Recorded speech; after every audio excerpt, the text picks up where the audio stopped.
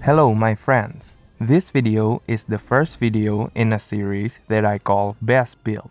In it, I will present to you my personal take on building a specific monstie with PvE and PvP in mind. But in Monster Hunter Stories 2 case, it is very safe to say that it is safe for us to just consider PvP when building a monstie. Why, you may ask? Because when you reach the endgame, more and more strong monsties will be available for you to get. And just by clearing enough quests and missions, your level will keep increasing to the point where you can surely beat everything in the game without proper PvE build.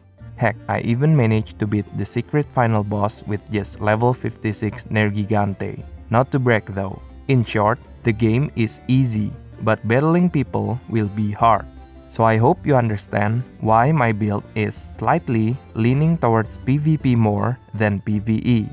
But don't get me wrong, if you follow this build, I promise your Nergigante will surely be very strong in both PvE and PvP.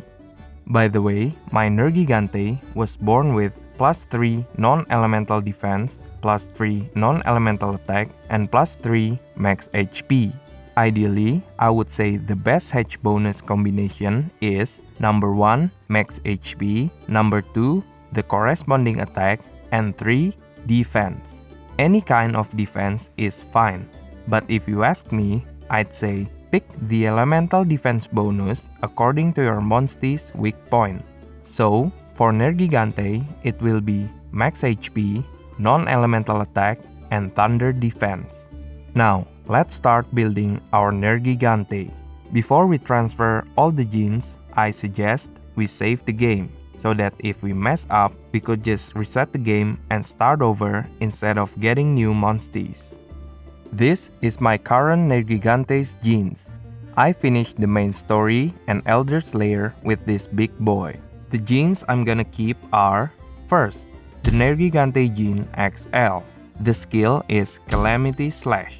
This is a fantastic power type move for Nergi because it supports Nergi's superior non-elemental attack stats and gives health recovery. The move lowers Nergi's defense, but it is actually fine because of Nergi's strong defensive stats. The next gene I'm keeping is the Full Swing gene Large. The skill is Ruinous Tackle. This is a power type heavy hitting move. It is quite cheap to use, only costs 19 kinship charge. Fun fact, Ruinous Tackle is exactly the same as Ground Crusher, Grimclaw Tigrex's move, so you can choose either of them. Next one, Nergigante gene L. The skill is Ruinous Strike. It is a speed type medium power move. This move has high critical hit chance, which makes it a great move. The critical hit chance will increase further as you upgrade the gene. I have two other alternative moves you can choose for this slot: Guided Spike Bomb, Silverwind Nargacuga's move, and Hellbreaker, Bloodbath Diablos' move.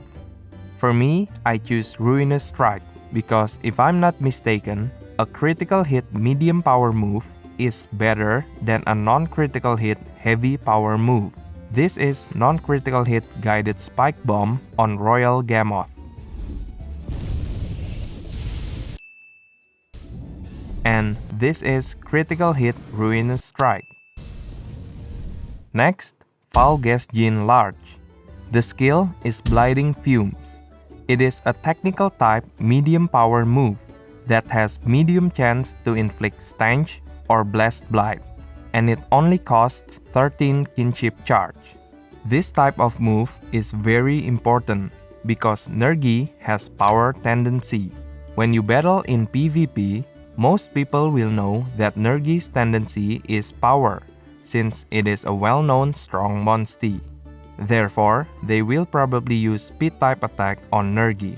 And because of that, we need to give Nergi a cheap, good technical type move that it can use to counter other rider in the first turn of the battle.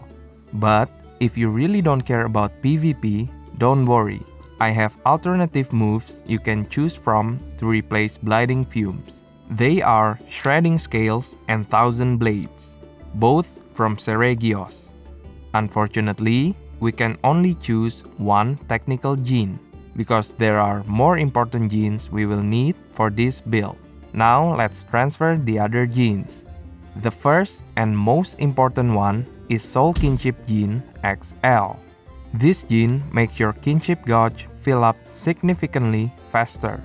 And you're gonna need that, especially in PvP, because winning a head-to-head in PvP is a lot harder than PvE, where we battle predictable monsters. Having a lot of kinship charge means you can order your monstie to use stronger skills to corner your enemy. Next, we are transferring Self-Heal Gene XL. With this gene fully upgraded, our Nergigante will recover 40 HP at the end of every turn. This gene pairs very nicely with the recovery effect from the move Calamity Slash. If, by any chance you don't want to use Self-Heal Gene, there are two alternative genes you can choose for this slot. The Protection Gene XL, which grants your Nergi Divine Blessing XL, or the Health Up Gene XL, which grants Health Boost XL. After that, we are transferring Full Swing Gene XL from Bloodbath Diablos. The skill is Hellish Heavyweight. It is a speed type heavy power move that hits all enemies, much like Calamity Slash, but it is speed type, has no extra effects, and slightly weaker, but it is cheaper to use. An alternative for this move is Pink Rathian's Venom Sweep.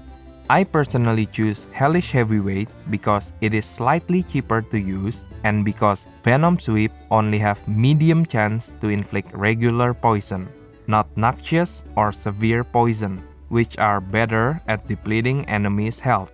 Next, we are transferring Critical Eye Gene XL. This gene boosts Nergi's overall critical rate. Therefore, it will also increase the already high critical hit chance of Ruinous Strike. I know I just replaced Blinding Fumes with this gene, and because of that, we get the Speed Bingo bonus. But don't worry, we are still using Blinding Fumes. I'm just putting it in another slot to maximize the Bingo bonus. After relocating Blinding Fumes, we must transfer one last gene, the Might Gene XL. The skill is Non-Elemental Attack Boost XL, which is perfect for boosting Nergi's attack even more. With that, these are all the bingos we have. 1 Power Bingo, 1 Speed Bingo, and 6 Non-Elemental Bingo. Now that Nergi is fully built, how do we use it? Well, in PvE, use it however you like. It'll work just fine. This is how I use Nergi in PvP. Basically, I don't order Nergi to use Calamity Slash or Hellish Heavyweight most of the time. I only do when there is a good opportunity, such as when the opposing monstie and its rider are both at low health. Other than that, I hope that Nergi will choose to use those moves by itself. While waiting for a good opportunity or for Nergi to choose the strong moves, I simply play mind games with the enemy using the cheaper moves. Ruinous Tackle for power, Ruinous Strike for speed, and Blinding Fumes for technical. Okay, that's Nergigante's best build from me. As you may all know, there will be a lot of updates for this game, so it is very possible that there will be new and better genes available in the game. With that, we're probably gonna have to alter some of the genes in Nergi to improve it. And if that is the case, I will make an update video about Nergi's build. I'm also currently working on the next best build video for Thunderlord Zinogre. I'm done with the build, but still working on the video, and I can already say that it is strong and enjoyable to use. So, for those two reasons, please subscribe and turn on the notification bell to get notification when I post the next best build video or the build update video. Feel free to comment down below about your own Nergigante build. Also, what monstie do you want me to make a best build video for next? Write it all down in the comment section. If this video helps, please give it a like and share it to your friends. Thank you very much for watching, and I really hope I will see you here next time.